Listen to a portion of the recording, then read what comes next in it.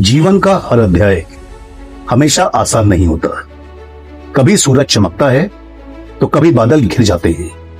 यही उतार चढ़ाव, यही संघर्ष जीवन को पूर्ण और संपूर्ण बनाते हैं।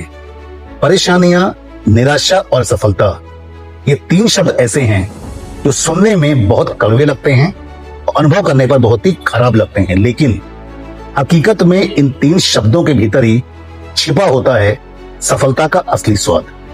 जब कोई व्यक्ति किसी कठिनाई का सामना करता है, परेशानी से जूझता है, तो कहीं ना कहीं वो हताशा का शिकार भी होता है, लेकिन उसको याद रखना होगा, उसके आसपास के लोगों को याद दिलाना होगा उसको, उसके भीतर कहीं ना कहीं एक बहुत मजबूत ताकत छिपी हुई है। निराशा हमें ये सोचने पर मजबूर करती है कि हम कहां पर गलत हुए। असफलता सिखाती है कि अगली बार किस तरीके से बेहतर प्रयास किया जाए। वास्तव में परेशानियां, निराशा और सफलता ये जीवन के तीन सबसे महत्वपूर्ण मजबूत शिक्षक हैं। परेशानियों से भागने वाला व्यक्ति जिंदगी में कभी भी अपनी मंजिल तक नहीं पहुंच सकता, क्योंकि भागने से रास्ते बदलते नहीं, बल्कि हम खुद डर जाते हैं, हमारा मन डर जाता है और प्रयास करने के जो तरीके होते हैं उन पर हमारा विश्वास नहीं रहता, क्योंकि जब मन डरता है तो सपने भी अधूरे रह जाते हैं। इसके विपरीत जो इंसान उन विपरीत परिस्थितियों का सामना करता है, कठिनाइयों को स्वीकार करता है, उनसे सीखता है और फिर दोबारा हिम्मत करके खड़ा होता है, लगातार प्रयास करते रहने के लिए, वही इंसान बहुत जल्द आगे चल करके हकीकत में विजेता बनता है।